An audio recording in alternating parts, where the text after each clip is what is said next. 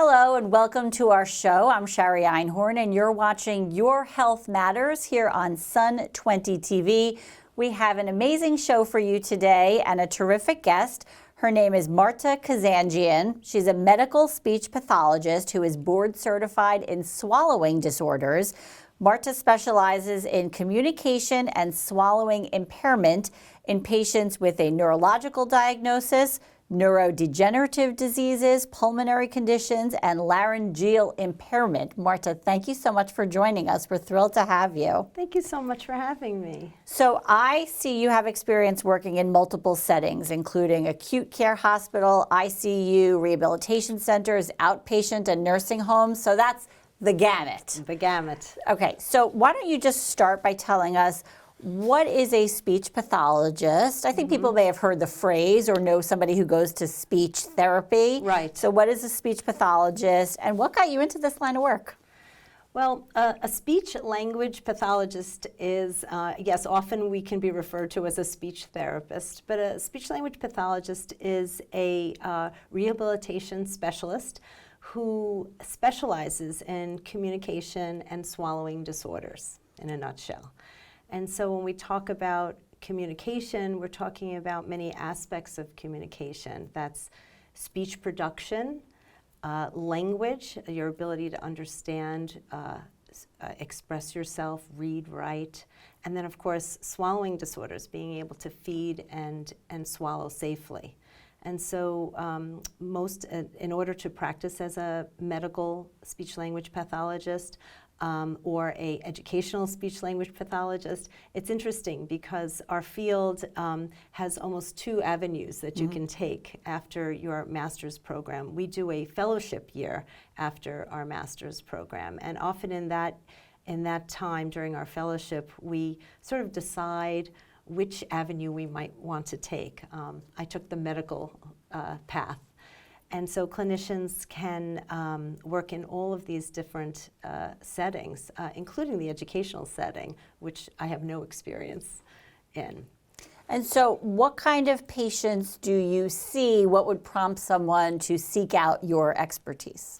So typically in the medical setting, both for inpatient and outpatient settings, we see children through adults, so really across the age span, and these patients present with, as I said, communication and swallowing impairment. So, for example, it might be someone who presents with a neurological impairment, like an acute stroke. So they have had a stroke, and that potentially could affect their ability to produce words. Understand what people are saying to them, being able to return to sort of daily life in their work, reading, writing. And so it's, that would be like an example of a neurological impairment or a head injury, someone who has a neurodegenerative condition. So neurodegenerative conditions are diseases such as Parkinson's disease, ALS, dementia. So these are conditions that get worse over time. And so we work with our medical colleagues to see them at hopefully as early as possible so that then we can follow them through the course of their disease. So you really see patients at both ends of the spectrum. If you see children before they have the speech, or you see folks when they're losing the speech, right? Right. So totally different treatments, I assume. Totally different, right, totally different treatments. From a communication standpoint, the children that we see often have developmental delays. These are children that may have been premature. They can have certainly different anomalies that would impair their ability to communicate or to develop normally. And so we see those children in our outpatient center and help them bridge sort of that developmental scale so that they can resume some normal communication skills and get them ready, certainly for the young ones, get them ready so that they can attend school. So we have different age groups, so let's start with the children just because we're there Sure. at this particular moment.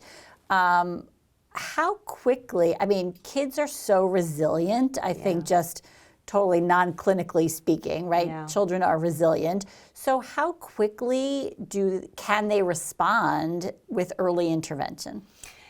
You know, it really, again, depends on the child and what the etiology of the delay is versus the disorder. If a child is just delayed and they just sort of need a little bit of help to get them going, as opposed to a child that has some anomalies or you know, a disorder, including a neurological disorder. Right. And so it varies. It really does. It varies. I am an adult specialist, and so my department certainly sees children every day, and I get a chance to see them in the hallway and enjoy them from afar.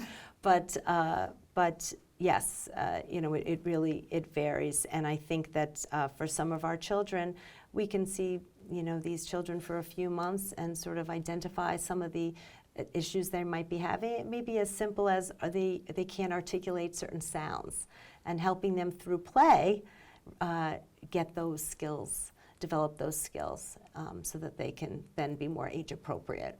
And flipping the age group to the adult population then, that must be so challenging if you've had the speech and then for whatever the reason, whether it's a disease, a disorder, or some other medical anomaly, to just not have it. You know, it's, I have to say that, you know, with my initial training when I was in college, I thought for sure that the work I would do, I came from a linguistics and psychology and human services degree, and I took my introduction to speech pathology, because you asked me, how did you get there? How did you start? And I took an introductory elective, and it was called Introduction to Speech Pathology. And I will never forget it, because it was shocking when I started to learn about the impact of communication and swallowing disorders. But certainly on the adult side, I was really thrown by the fact that you can have a normal functioning person who then has something catastrophic happen, like a disease, head and neck cancer, stroke, a neurological event, and impact, you know, their quality of life. And so we don't really think about our ability to communicate or our ability to eat a meal until we can't do it anymore. What are some of the speech disorders or swallowing disorders that you deal with? Well, so when we think about speech and language, so speech is actually the ability to produce sounds, to be understood, to produce sounds. It's a motor function. Language is more the ability to, as I said before, how do we express ourselves? How do we understand? How do we think about what we want to say? How do we organize our thoughts? And then certainly reading and writing. And so these conditions can, speech and language impairment can really be affected across so many of these different etiologies. And that's what makes it interesting for us as clinicians, because we have to sort of tease some of these impairments apart through very sophisticated diagnostic tests that we do to really identify, well, where is the impairment? And then from a swallowing standpoint, we don't think about swallowing either. We sort of eat and drink, and so these impairments can affect, there are different stages of swallowing, and we used to think that they were finite stages, but now we understand, the research tells us that when we swallow, these stages all go, they flow into each other. So we put food in the mouth, we have to chew it and manipulate it, then we have to swallow the food or the liquid. It goes down our throat into our pharynx, which is a pharyngeal stage, and then it enters our esophagus. And we look, as swallowing specialists, we look at that whole that whole physiologic mechanism to see where does it go, how is it working, and then identify what's not working so that we can address it and treat it. And so how would you identify, let's say, a swallowing disorder from the steps that you've described? So there are a few different ways. When we first meet a patient, I'd like to find out directly from the person what's happening day to day. Tell me what's happening when you're trying to eat a meal. Tell me how it's impacting you. And so I use what we call patient-reported outcomes. So there are scales that I deliver to almost every outpatient that I see so that I can understand from the patient's perspective.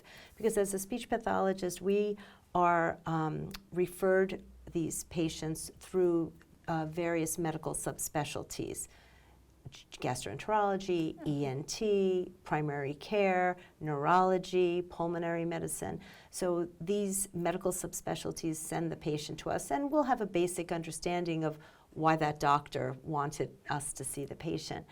But when you want it in the patient's words, though. Exactly. I want to find out from the patient what's happening.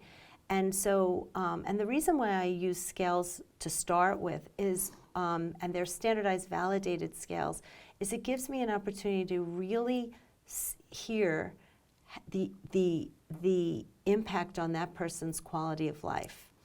And so if that person is telling me, and I look at that scale, and the scale demonstrates a real severe impact on that person's life, and then I assess the person and it doesn't look so severe to me, then we're not jiving. And I really then have to dig deep and look at sort of what is the impact and why. And so we do first a clinical assessment, and that's taking a very detailed medical history and case history, looking at scales such as this to really get that information. And then we give liquid and food in a clinical setting and evaluate that person after we actually examine the person's musculature. So looking, we don't think about our mouth, our lips, our teeth, our tongue. Perhaps people could think about, I don't know if you've ever been to the dentist and you've had Novocaine. Yes. And you've had Novocaine and you really needed a lot of it, and then you come out and you find yourself drooling a little bit, you can't articulate your speech sounds, very well, and you're numb. That might be a very similar experience to, for example, a stroke patient or a person that's had radiation to their head and neck for cancer. And so we're assessing all of that musculature and that function, and then giving them, as I said, food and liquid in a clinical setting to see how they do, and see, is that person able to manipulate it in the mouth? Can that person swallow the food without coughing, throat clearing, choking? And then after a clinical assessment, typically then we might need some more information that's more objective. And that's why we will do what we call instrumental assessments. And instrumental assessments typically for speech pathologists are either done in a radiological method or utilizing endoscopy. We call it flexible endoscopy. And so, explain for folks watching, what is endoscopy? Sure. So endoscopy and flexible endoscopy is a little camera with which it's a scope that actually is passed through the nose, and it gives us an opportunity to directly visualize what's happening on the inside. So we can look at the person's anatomy on the inside, what their secretion management is. Can they swallow their saliva before we even think about giving food or liquids? Do their vocal cords move? Because our vocal cords are kind of like the gatekeeper. When we actually swallow, they close, and when we breathe, they open. And the movement of the vocal cords is important for us to not only look for communication and voicing and speech production, but also for safe swallowing. So we look at the physiology that way directly. And that procedure, I'll perform on patients, certainly in the hospital, in the ICU setting, where I may not want to bring them down to radiology to have a radiological procedure. They have that we use them for different reasons. Right. But it gives me, as I said, that opportunity to directly look. And then I'll actually give them food and liquid while this little tube is in their nose. And I look and see how that food and liquid is manipulated. I wanted to ask you a follow-up question. You had said, you get your, you do the test, the measurement, and then it's what the patient is reporting to you. Yeah. Can you give us some examples of what have patients said to you as far as, like you said, I don't think people who don't have issues swallowing even give it a second thought. Right. But really how much that can impact your quality of life. What have patients told you about how bad it can get? Yeah, I had a patient actually just yesterday. She was lovely, and she was telling me that she's lost about 10 pounds, and she was sort of a slight woman anyway, so 10 pounds was significant for her. And I asked her lots of questions about, what have you been experiencing? And she said, it's been going on for 6 months. And she said, and then the last couple of weeks, it's just been awful. And I said, well, how has it affected your life? And she said, I was a very social person. I would go out to lunch with my friends all the time. And she said, I haven't been out to lunch with my friends for 6 months. She said, because I'm embarrassed. Because she said, every once in a while when I have an episode, I am afraid that if I choke in a restaurant, I could die, or I would give my friends a heart attack right there. She said, so I stopped going out. I stopped doing things like that. And so when I looked at her swallowing in the in the severity scale of impairments, I wouldn't have said that she's the most severe patient I've ever seen. Gotcha. But the fact that it was impacting her life that notably really gave me pause. And I said, well, let's talk about what some of your options are. And so what are options for people? So if we identify that there is physiologic impairments across many different areas, that are sort of too sophisticated to sort of talk about, but we will recommend swallowing intervention therapy. And so we will then address some of those areas. For example, if someone has had a stroke, for example, because it's a good example for people to understand, because people have seen stroke patients, one side of the body may be paralyzed. That side of the face may also be weak and paralyzed. The tongue on that side may not have sensation. And so we use different tools and therapeutic exercises to regain some function and some strength. Believe it or not, we can actually measure the strength of the tongue. We have instrumentation that gives us the ability to, and normative values that say the tongue should be able to press against a bulb that we put in the mouth and give us a certain number. And when I have a stroke patient and I can compare the left side of their tongue from the right side of the tongue, I can see the impairment. And then I know where I've started from, and using really good evidence and best practice and also good evidence to demonstrate improvement over time. That's, I'm guessing, not a quick fix, though. That takes time. It can take time, absolutely. It can take time. Sometimes for patients, for example, who have a voice disorder, it may just mean that they've been misusing their voice.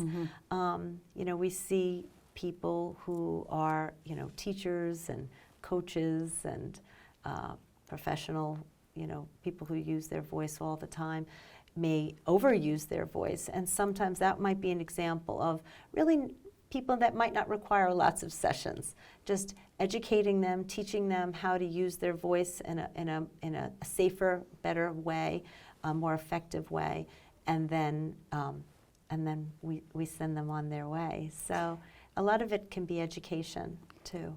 Speaking of education, are there signs or symptoms for family or caregivers to be on the lookout for, whether you're talking about either a speech disorder or a swallowing disorder? Certainly. For a swallowing disorder, there are several. If someone notices that when they're eating and drinking, it doesn't feel the same way. For example, they're starting to cough during meals.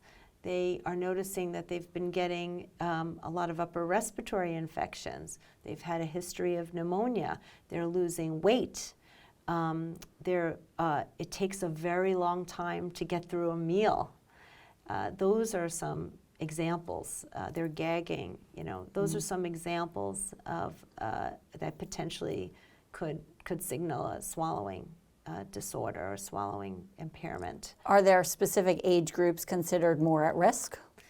Not, the answer is no, because you can have a communication and swallowing disorder from birth to we recently evaluated a 104-year-old. So now I say birth to 104, because I think that was my oldest patient yet, who was a Spitfire. He was incredible. And he came to see me for swallowing, and he said, yeah, I'm not swallowing the way I used to. And I said, how did you notice? And he said, I used to have a shot of bourbon every night. He said, and that was my practice, and I made it to 104. He said, but when I do that now, he says, I cough and I cough and I cough. Oh, wow. And so that's what he told his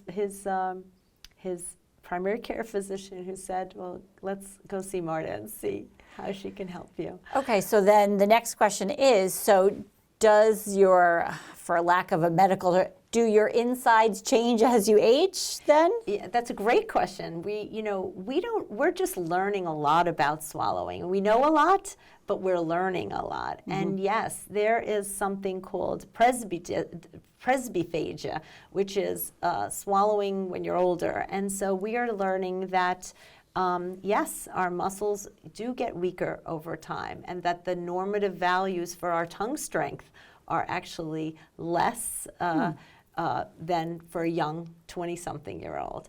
And so that's why we try to use the evidence to sort of guide our treatment and our care. How fast you can actually trigger a swallow changes as we age. And so the way we do sort of exercises and physical therapy, or we go to the gym and we want to increase the strength of our biceps, we're starting to learn that community dwelling elderly people actually would get benefit from exercising their oral musculature. Is treatment time sensitive from the time you realize you have a problem? I mean, most doctors or specialists would say as soon as you realize that you have a problem, you should seek help. Is that the same? Yes, of course. And I mean, particularly with a swallowing impairment, because if there really is a problem, the consequences of the swallowing impairment can be more severe over time. The person may lose more weight. They may be experiencing more upper respiratory infections or episodes of pneumonia that can be life-threatening, especially for elderly patients. Okay, and there were two things that I know. I have heard of aphasia. Am I saying it the right way? Yep. And I looked up the Google Translate for dysphagia. Yes. Right, so what are they? Because I feel like maybe they're terms people may have heard. Right, so we've been talking about aphasia and dysphagia the whole time, and these are just the medical terms. Oh, okay. So dysphagia is a swallowing disorder. Oh, so okay. patients can present with dysphagia as well as aphasia, and for many of our stroke patients, they have aphasia and dysphagia at the same time. Aphasia is the language impairment, having difficulty with reading, writing, understanding, and expressing themselves. And it depends. Each person is different. I had a person just recently who was at the hospital who had a recent stroke, and he met the medical team and was communicating beautifully, and the team really thought that he didn't have any deficits from his stroke. But he said to the team, I'm not the same that I used to be, but he was expressing himself and he was answering questions very appropriately. And so it wasn't until the social worker came to explain his discharge and was giving him information to read upon discharge that he realized that he couldn't read anymore. And so his impairment presented itself in a reading difficulty. Which So is your that's point about aphasic. communication is really all encompassing. Correct. So you mentioned that patients would be referred to your group. Can patients make appointments separately without a referral or no? No, insurance requires that all patients receiving speech pathology and swallowing services go through a medical physician for a referral. So because we're considered a specialist. Okay. Yeah. But you've seen amazing results. Amazing results, really amazing results. Patients who have, actually, even with our patients that have degenerative diseases, and we follow them through the course of their disease, where we're expected to see them get worse because they have Parkinson's or they have Lou Gehrig's disease, which we call amyotrophic lateral sclerosis. These patients actually, we work very hard to keep their quality of life as optimal as possible. So as they potentially are deteriorating in their function, we're right alongside with them, giving them strategies, changing their diet. Somebody may have to have food that is not, they may not be able to eat steak and bagels every morning for breakfast, for example. But we might be able to work with them so that they continue to eat and alter the consistency of the food, or using certain safe swallowing techniques or maneuvers, because we have evaluated their physiology and we understand what's wrong so that we can then address it. So rewarding for you. It's, I've been practicing as a medical speech pathologist for over 30 years, and it never gets boring. I mean, each person is an individual and they bring their own story. And the idea that I can have an impact on that person's quality of life has always been incredibly rewarding. And, that's why I teach my students. And I spend the time really with our students to help them understand that losing that ability is just, is indescribable. And, giving people hope also. I recently had a patient who was just diagnosed with Alzheimer's disease. And he is this amazing, robust guy and has a beautiful family. And they wrote me a card and said, "You gave us hope. We wanted to hide under the covers and just not come out again. And you gave us hope." And I think part of hope is knowing that there's somebody on your team that will be with you and help you manage as things change. Well, I think they're lucky to have you and your team. Marta, thank you so much for joining us. And even though you do need a referral, we want to give you guys a phone number in case you do get that referral. You can reach them at 631-726-8520.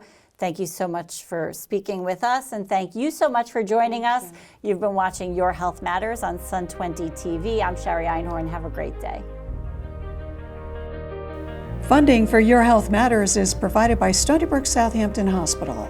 As part of the Stony Brook Medicine Healthcare System, Stony Brook Southampton Hospital is committed to providing world-class academic-based medical care to our entire East End community.